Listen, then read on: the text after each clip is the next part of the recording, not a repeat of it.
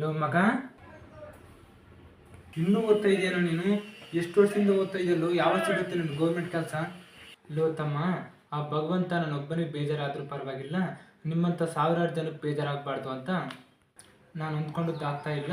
ನನಗೆ ಸರ್ಕಾರಿ ನೌಕರಿ ಸಿಗ್ತಾ ಇಲ್ಲ. ಹಾಗೆ ಆ ಭಗವಂತನಿಗೆ ನನ್ನ ಪ್ರಯತ್ನ ಇನ್ನೂ ಆ ಭಗವಂತನಿಗೆ ತೃಪ್ತಿ ಸಿಕ್ಕಿಲ್ಲ ಅನಿಸುತ್ತೆ. ಹಾಗಾದರೆ ನೀನು ನಿರುದ್ಯೋಗಿ ಅಂತ ಅರ್ಥ ಆಯಿತು. ಲೋ ತಮ್ಮ, ನಾನು ಯಾಕೋ ನಿರುದ್ಯೋಗಿ ಆಗಲಿ? ಈಗಿನ ಕಾಲದ ಜನಕ್ಕೆ ನಿರುದ್ಯೋಗಿ ಪದದ ಅರ್ಥನೇ ಗೊತ್ತಿಲ್ಲದೆ ನಮ್ಮಂಥ ವಿದ್ಯಾವಂತರನ್ನ ತುಂಬ ತಪ್ಪಾಗಿ ತಿಳ್ಕೊಂಡಿದ್ದಾರೆ ಈಗಿನ ಕಾಲದ ಜನ. ನಿರುದ್ಯೋಗಿ ಅಂದರೆ ನಿಂತಲ್ಲೇ ಉದ್ಯೋಗವನ್ನು ಸೃಷ್ಟಿ ಮಾಡ್ಕೊಳ್ಳೋ ತಾಕತ್ತಿರೋನು, ಬುದ್ಧಿಶಕ್ತಿ ಇರೋನು ಅಂತ ಅರ್ಥ. ನಮ್ಮಂಥ ವಿದ್ಯಾವಂತರೇ ಇವತ್ತು ಸಖತ್ ಸದ್ದು ಮಾಡಿ ಸುದ್ದಿಯಾಗಿ ಟ್ರೆಂಡ್ ಸೃಷ್ಟಿ ಮಾಡ್ತಾ ಇರೋದು. ನೀವು ಕುಡುಕರಿಗೆ ಮದ್ಯಪಾನ ಪ್ರಿಯರಂತ ಕರೀತರು, ನಮ್ಮ